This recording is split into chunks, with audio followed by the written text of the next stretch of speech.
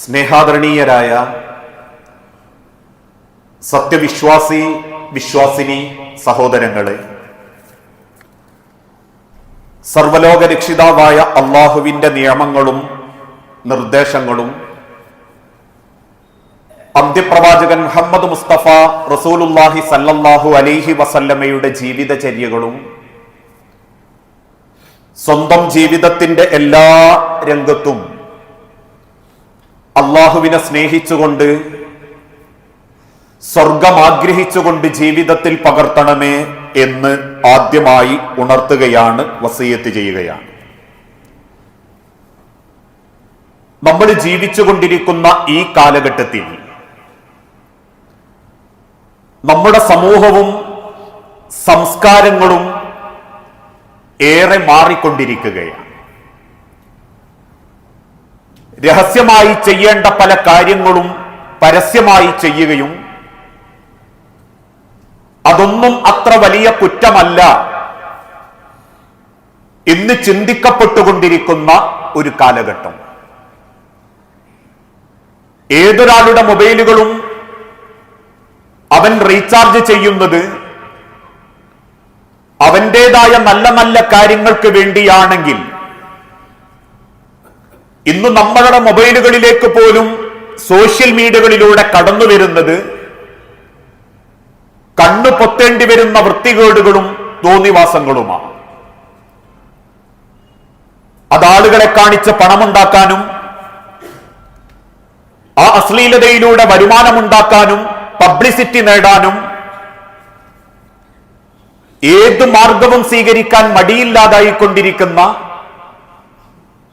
മനുഷ്യന്റെ നഗ്നതയെക്കുറിച്ചും ഔറത്തിനെക്കുറിച്ചും യാതൊരു ചിന്തകളും ഇല്ലാതായിക്കൊണ്ടിരിക്കുന്ന ഒരു കാലഘട്ടമാണ് നമ്മളുടെ കൺമുൻപിലുള്ള ഈ കാലഘട്ടം.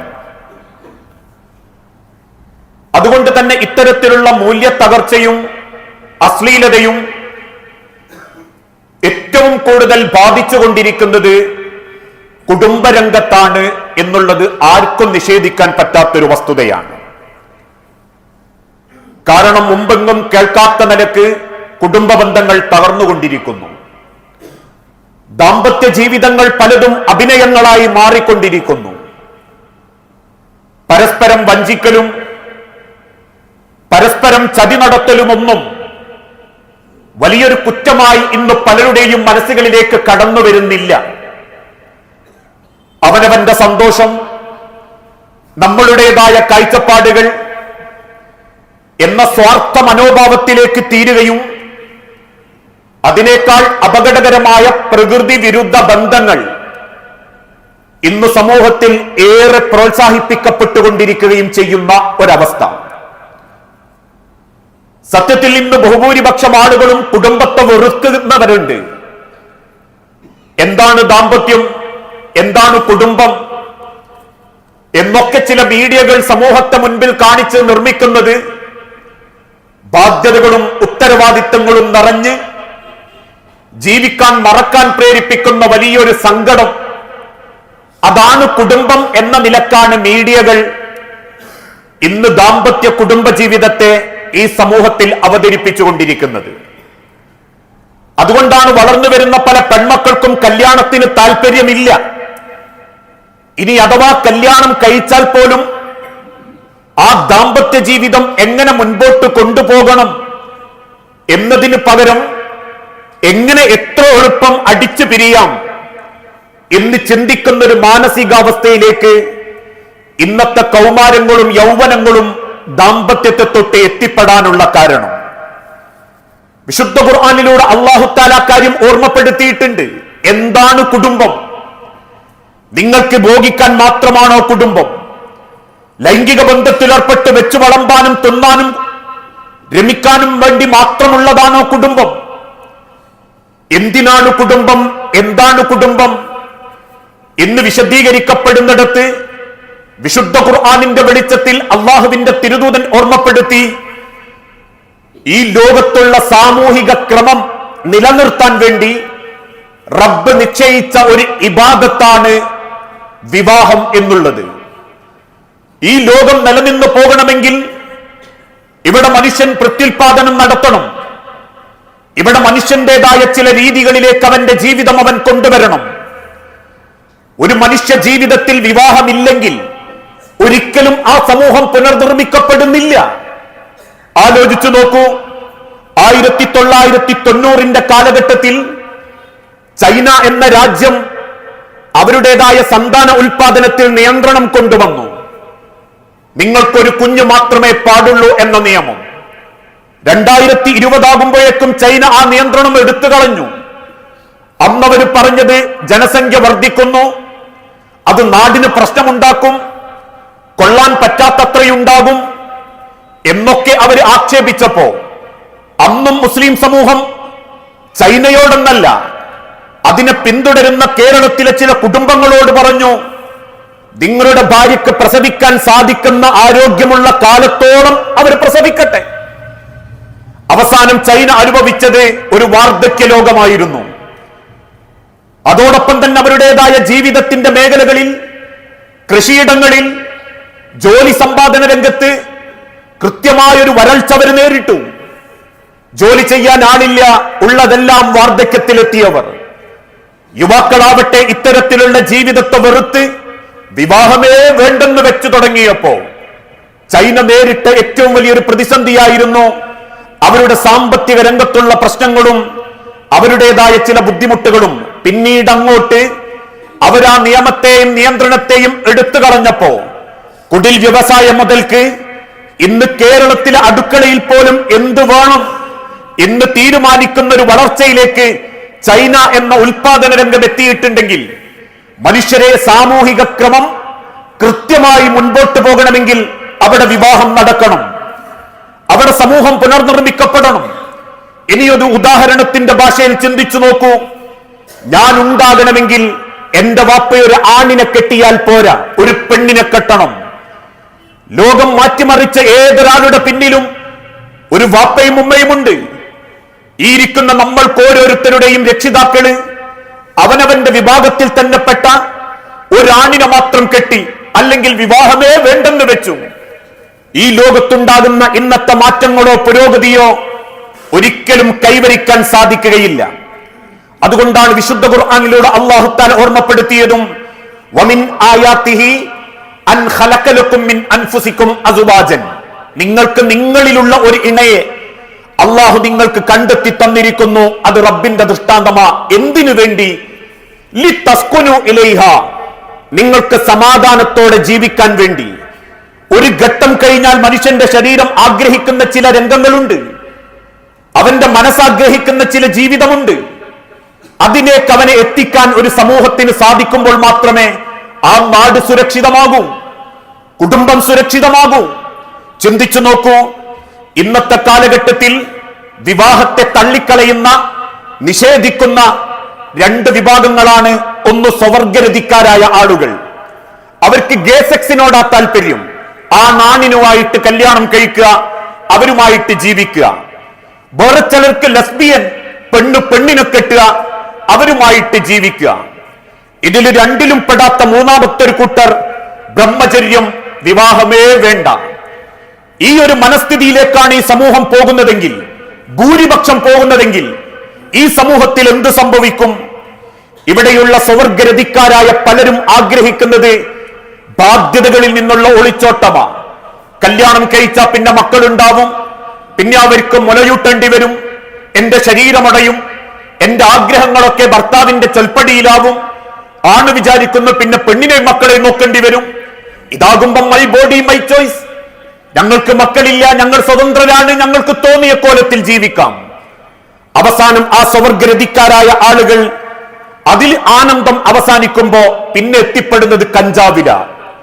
ഇന്ന് കേരളക്കരയിൽ പിടിക്കപ്പെടുന്ന 80% കഞ്ചാവ് പോലെയുള്ള ലഹരി വസ്തുക്കളുടെ പിന്നിൽ പ്രവർത്തിക്കുന്നതും ഇതുപോലെയുള്ള സ്വവർഗരതി ആഗ്രഹിക്കുന്നവരും എത്തിസ്റ്റുകളുമായിട്ടുള്ള ആളുകളാ, മതനിരീശ്വരവാദികളാ. അതോടൊപ്പം തന്നെ പിന്നീട് അവർ ചിന്തിക്കും, കഞ്ചാവിലും ആനന്ദം തീരുമ്പോ ഇനി ആത്മഹത്യ ചെയ്യാം, ജീവിതമേ നശിച്ചു. ആ രീതിയിലേക്ക് ഈ സമൂഹത്തിന്റെ അവസ്ഥകൾ എത്തിപ്പെടും. ഒരു താൽക്കാലിക സുഖം, അത് മാത്രമേ ഇത്തരത്തിലുള്ള സ്വവർഗരതിക്കാർ ആഗ്രഹിക്കുന്നുള്ളൂ. അത് അവസാനിക്കുമ്പോ അവർ അവരുടെ ജീവിതം വലിയ പരാജയത്തിലേക്കെത്തും. ഇനി ഒരു ഉദാഹരണത്തിന്റെ ഭാഷയിൽ ചിന്തിക്കൂ. 100 പേരെ 100 ഏക്കർ സ്ഥലത്ത് 100 ആണുങ്ങളെ കൊണ്ടുവച്ച് പാർപ്പിച്ചു. അതിന്റെ മറ്റേതെങ്കിലും ഒരു ലോകത്ത് 100 ഏക്കറയിൽ 100 പെണ്ണുങ്ങളെയും കൊണ്ട് പാർപ്പിച്ചു. എന്ത് സംഭവിക്കും? ആണാണുമായിട്ടും പെണ്ണുമായിട്ടും ജീവിതം ആരംഭിച്ചു. വാർദ്ധക്യത്തിലെത്തുന്നു, ആ സമൂഹം മരണപ്പെടുന്നു. അതല്ലെങ്കിൽ തമ്മിലടിയുണ്ടാകുന്നു, പ്രകൃതി വിരുദ്ധമായ കാര്യങ്ങൾ ചെയ്യുന്നു, തമ്മിൽ കലഹിച്ചും തമ്മിൽ പ്രശ്നങ്ങൾ ഉണ്ടാക്കിയും അവരങ്ങനെ നശിച്ചോണ്ടിരിക്കും. അവിടെ ഒരു സമാധാനം ഉണ്ടാവുന്നില്ല, അവിടെ ഒരു സ്വസ്ഥത കിട്ടുന്നില്ല. ഇനിപ്പോട്ടെ നമ്മൾ 10 ആണുങ്ങളെ 100 പെണ്ണുങ്ങളിലേക്ക് പറഞ്ഞയച്ചു, സമാധാനം ഉണ്ടാവൂ? ആ കുടുംബം അവിടെ നശിക്കും, ബന്ധങ്ങൾ താറുമാറാകും, കൊലപാതകം നടക്കും, തമ്മിൽ അങ്ങോട്ടും ഇങ്ങോട്ടും പക വർദ്ധിക്കും. ഇനി അതല്ലെങ്കിൽ 10 പെണ്ണുങ്ങളെ 100 ആണുങ്ങളിലേക്ക് കൊണ്ടുചാക്കി, അവിടെ സമാധാനം ഉണ്ടാവുമോ? ജനിക്കപ്പെടുന്ന മക്കളുടെ അരക്ഷിതാവസ്ഥ, സൃഷ്ടിക്കപ്പെടുന്ന ബുദ്ധിമുട്ടുകൾ. എങ്കിലൊന്ന് ചിന്തിച്ചു നോക്കൂ. ഒരാണിന് ഒരു പെണ്ണ് എന്നുള്ള നിലക്ക് ദൈവതൃപ്തിയോടെ ജീവിക്കുന്ന ഒരു സംവിധാനം, അവിടെ എവിടെയാ മനുഷ്യന്റെ സമാധാനക്കേട്? അവൻ ദൈവത്തിന്റെ തൃപ്തിക്ക് വേണ്ടി പരസ്പരം ജീവിക്കുന്നു, അവൻ പ്രത്യുൽപാദനം നടത്തുന്നു, മക്കൾക്ക് വേണ്ടി ജീവിക്കുന്നു, മക്കളുടെ ഭക്ഷണം ഉണ്ടാക്കാൻ കഷ്ടപ്പെടുന്നു, മക്കളോടൊപ്പമുള്ള നിമിഷങ്ങളെ ആനന്ദത്തോടെ അവൻ സന്തോഷിക്കുന്നു. ആ സംവിധാനത്തെയാണ് ഇന്ന് സ്വവർഗരതിക്കാരായ പെൺകുട്ടികളും ആൺകുട്ടികളും നശിപ്പിക്കുന്നത്. അതിനെ പ്രൊമോട്ട് ചെയ്യുന്നതാവട്ടെ കേരളത്തിലെ മുഖ്യധാര നടന്മാരും എത്തിസ്റ്റുകളും ലിബറൽ വാദികളുമായ മതനിഷേധികളും. രണ്ടാമത്തെ ഒരു കൂട്ടരുണ്ട്, ഒരു പരിഷ്കാരികളായ ആളുകൾ.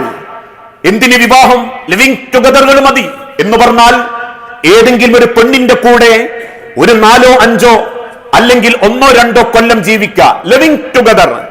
സാധ്യമാകുന്ന എല്ലാ സുഖം എടുക്കും. ഒത്തുപോകാൻ പറ്റൂല എന്ന് ചിന്തിച്ചാൽ പിന്നെ ബാധ്യതകളില്ല.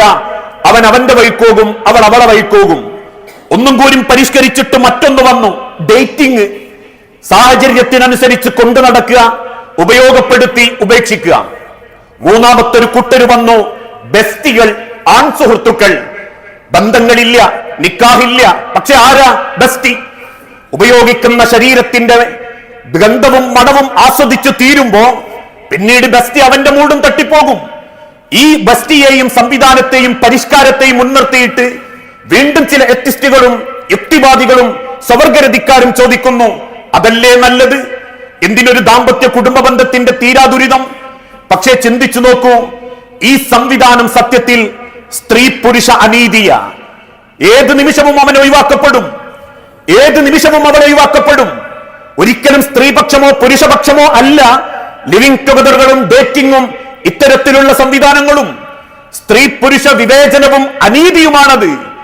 ഏത് നിമിഷവും ജീവിതം നഷ്ടപ്പെട്ടു പോകാവുന്ന രീതി.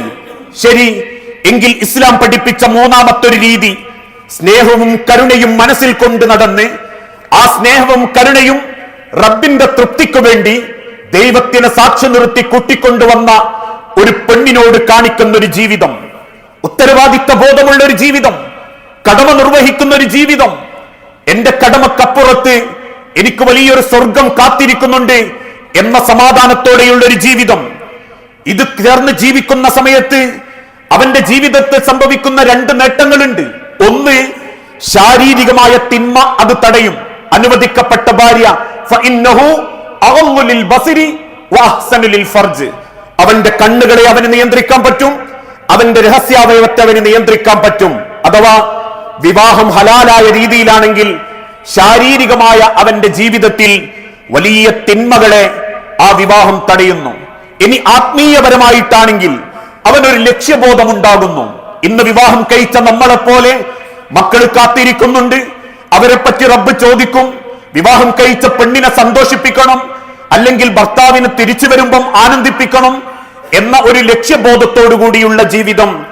ആ വിവാഹത്തെയാണ് ഇസ്ലാം പവിത്രമാണ് എന്ന് ബോധ്യപ്പെടുത്തിയത്. അന്നിക്കാഹു നിസ്ഫുൽ ഈമാൻ. ആ ഉദ്ദേശത്തിൽ നിങ്ങൾ വിവാഹം കഴിച്ചിട്ടുണ്ടെങ്കിൽ നിങ്ങളെ ഈമാനിന്റെ പകുതി ആ വിവാഹം കൊണ്ട് പൂർത്തീകരിക്കപ്പെടും. കാരണം ഒരു കുടുംബം നന്നാവുമ്പോ ഒരു സമൂഹം നന്നാവുകയാ, ഒരു സമൂഹം നമ്മളെ രക്ഷപ്പെടുത്തുകയാ. ഈ തെക്കേപ്പുറം കുറ്റിച്ചിറ ഭാഗത്ത് വേണ്ട കോഴിക്കോട് ജില്ലയിലുള്ള 1000 കുടുംബങ്ങൾ ചേരുന്നതാണ് സമൂഹം. ഒരു കുടുംബം നന്നാവുന്നതോടുകൂടി ഓരോരുത്തരും അങ്ങനെ ചിന്തിക്കുമ്പോ ഈ സമൂഹം നന്നാവും, ഈ സമൂഹത്തിൽ സുരക്ഷിതമുണ്ടാകും, എല്ലാവർക്കും സമാധാനം ഉണ്ടാകും. അതിനു പകരം ഒരു കൂട്ടര് നല്ല രീതിയിൽ ജീവിക്കുന്നു, മറുകൂട്ടര് തോന്നിവാസികളായിട്ട് ജീവിക്കുന്നു. അതൊന്നാകെ ബാധിക്കും. ഇന്ന് നമ്മളെ മക്കളെ ബാധിക്കുന്നത് പോലെ എല്ലാ അർത്ഥത്തിലും ഒരുപാട് കുടുംബങ്ങളിലേക്ക് ആ തിന്മകൾ വ്യാപിച്ചുകൊണ്ടിരിക്കും. ആ വ്യാപനമാണ് ഈ സമൂഹം നേരിട്ടുകൊണ്ടിരിക്കുന്ന ബന്ധങ്ങളുടെ ഏറ്റവും വലിയ പരാജയം.